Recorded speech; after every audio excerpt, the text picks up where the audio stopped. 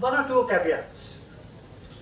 Firstly, I agree with what General Abbas said, that 66 years of, how should I put it, less than friendly relations between our two countries. That history can neither be forgotten nor crossed over. It is there. And any progress that we might make will be slow. And I hope the slowness of the progress is a sign of its surety that it will reach somewhere. It ought to.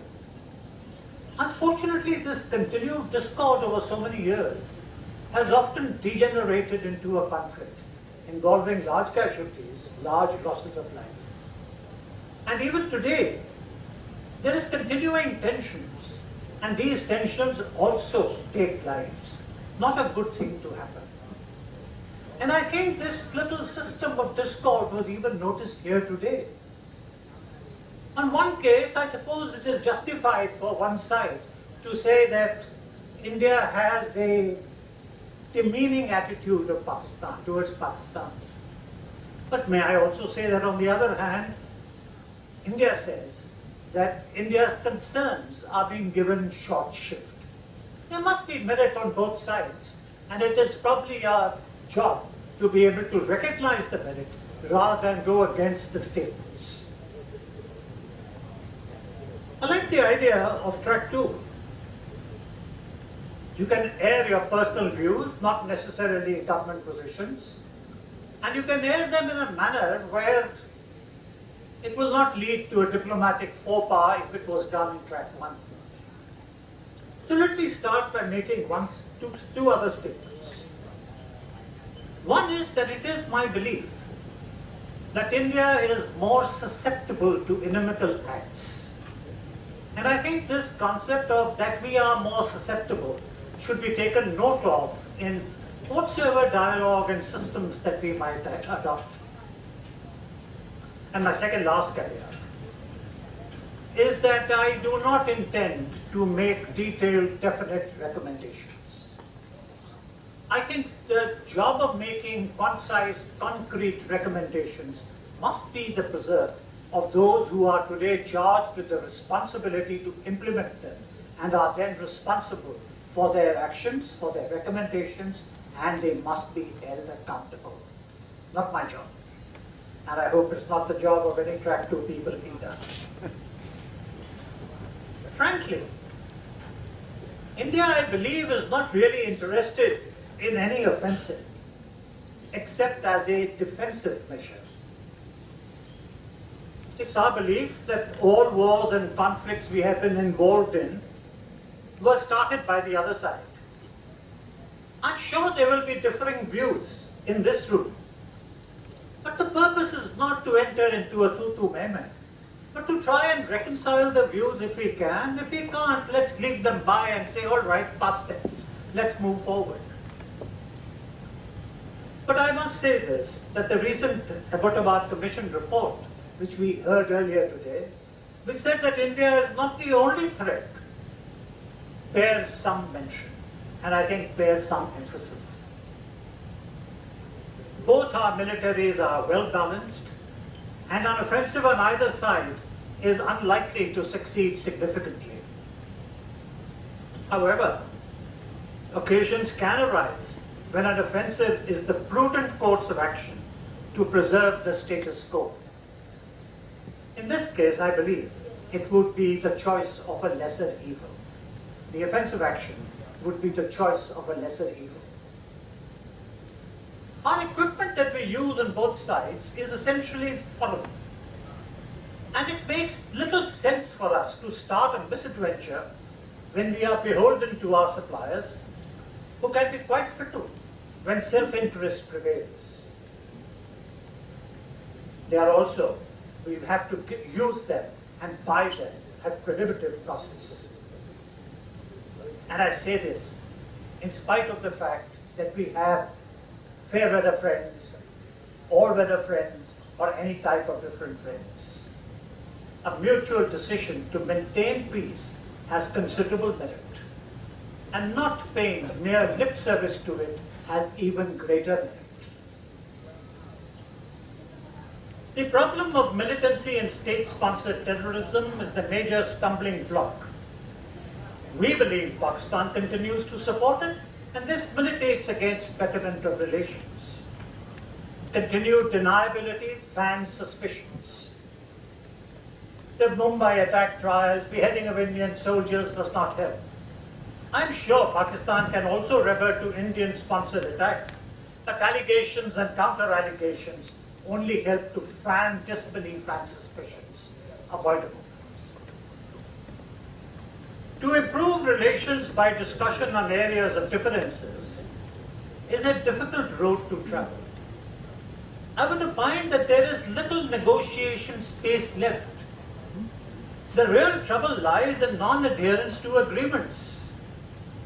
We can introduce cosmetic improvements, and pardon me, I call them cosmetic improvements, relating to bus travels, adequacy of occupancy, visits, visas, trade, and so on and so forth. All very important, but I think still peripheral to the main issue that bugs us. And the major issues are covered by existing agreements, and they are often flouted. In my view, the Karachi Agreement settles the Siachen question once and for all. And the similar agreement begs the question, why did Kargil occur? Similarly, ceasefire violations fly in the face of agreements to not allow crossed LOC firing. It was mentioned by my good friend here that they have reduced. They are not so much more, and they are contained. It is my belief that any ceasefire violation is a violation, whether it is in 1, 2, 3, or 4. Even a single one is a violation which should not have occurred.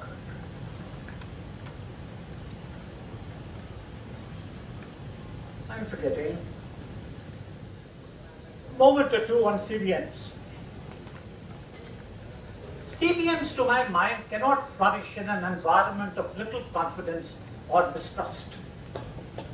The prerequisite is a non-hostile, non-aggressive relationship. Thereafter, CBMs will help strengthen the relationship.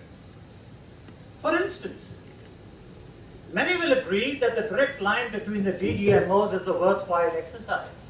True, it has come in handy on a number of occasions. But I think there have been occasions when, from both sides, the approach has been less than happy. It would happen. After all, even DGMOs have to take their orders and instructions from somewhere up. And this is a little problem when things are urgent and necessary, and to be told, hold on, we'll come back to you, is not really the answer. One thinks that the DGMOs would know as to what is happening on the other side, particularly if their own forces are involved.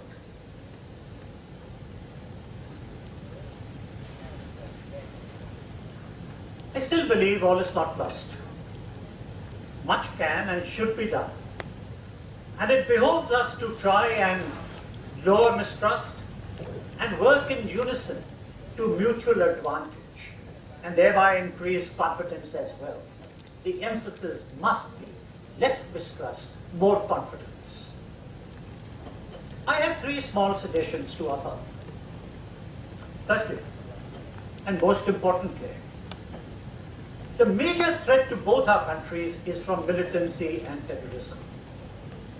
I think much work can be done in this field, but the starting point must be to really want better relations, not pay lip service to it, but to really want better relations. Finger pointing will not help. At the same time, paying only lip service on the requirement will soon become patently obvious, causing the trust deficit to increase, the very opposite of the intention. Joint task forces are a distant possibility, with emphasis on distant. But we can certainly ensure the other country of our intention to curb terrorism in both countries and take appropriate actions. Again, sometime in 2009, I think it was, our respective prime ministers agreed to share intelligence to combat the scourge. Very good, but I don't know really as to what has happened since. I think that this concept should be furthered and the proposal fleshed out as best as we can. Secondly, greater military-to-military interaction will always be beneficial. We should go beyond the main exchange of views and discuss substantive issues.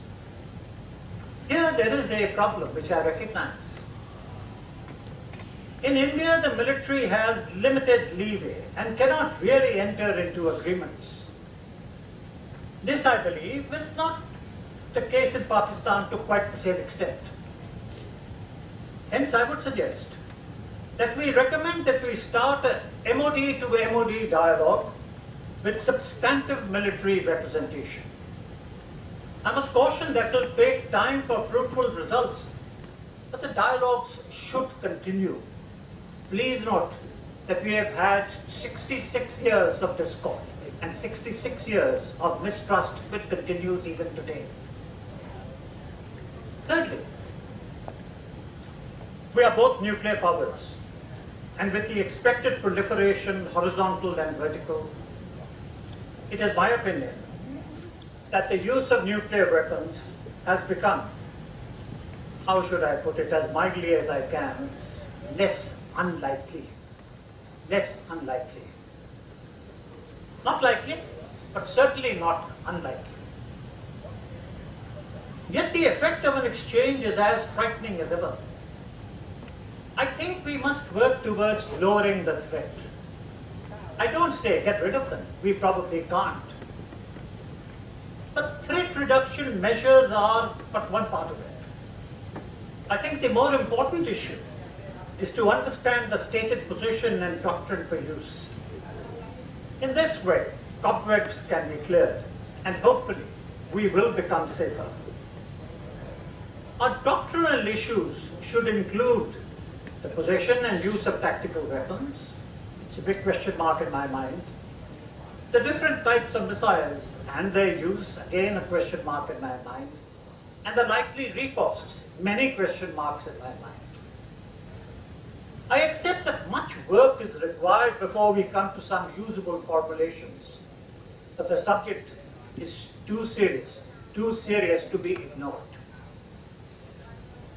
These three issues I have mentioned will have cumulative benefits, but they are indeed mutually exclusive, and our progress on each should not be held hostage to the progress on the other two. We must learn to move ahead and leave behind the baggage of the past. One final point. I do believe that such track 2 dialogues serve a very useful purpose, and there should be many more of them. Thank you.